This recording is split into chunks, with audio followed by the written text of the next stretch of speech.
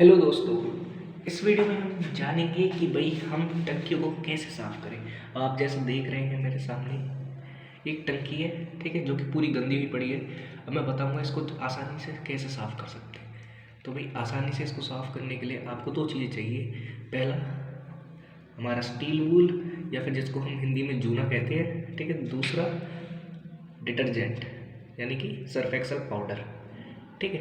अब देखो इसको साफ़ करने का तरीका क्या है। इसको साफ़ करने का सिंपल तरीका है भाई, आपको पहले तो ये कर लेना है गीला, ठीक है। और आपको ध्यान रखना है टंकी होनी चाहिए सूखी, ठीक है। अब आपको क्या करना है, अब आपको डिटर्जेंट को इस पे स्टील वूल पे लगाना है इस तरीके से, और सूखी टंकी पे इसको इसी तरीके से रब करते हुए साफ़ कर देना है।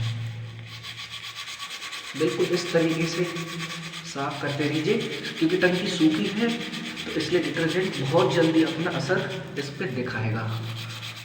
तो ये टंकी बहुत ही जल्दी हमारी साफ़ होती चली जाएगी। बिल्कुल जैसा कि अब आप देख ही रहे हैं कि भाई इस साइड से तो टंकी पूरी साफ़ हो ही गई है।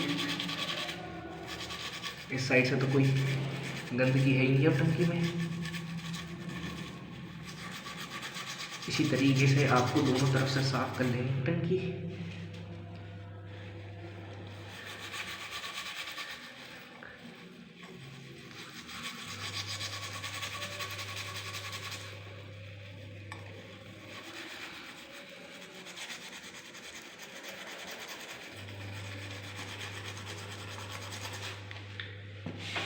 थोड़ा मेहनत का काम जरूर है, पर ये टंकी बिल्कुल ही अच्छे से साफ़ हो जाएगी। बिल्कुल कैसी लगेगी जैसे कि अभी अभी आप इसको खरीद के लाए हो, नया नया बिल्कुल।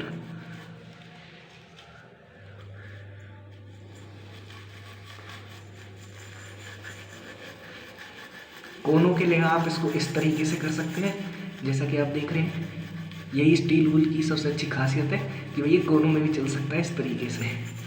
इस तरीके से करते हुए ये पूरी टंकी इसी तरीके से साफ हो जाएगी।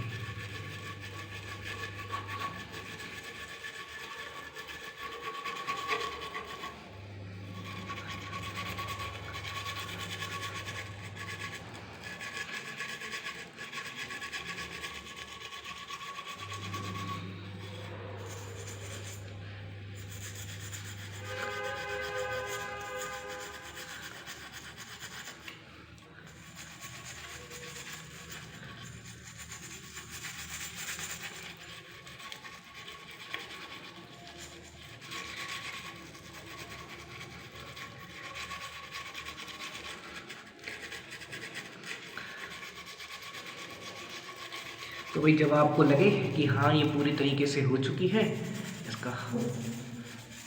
इसका मैल पूरी तरीके से उतर चुका है, तो इसको आप बिल्कुल ही पानी से इस तरीके से धो दीजिए। और उसके बाद ये देखिए हमारी बिल्कुल ही नई टंकी निकल के आ गई सामने।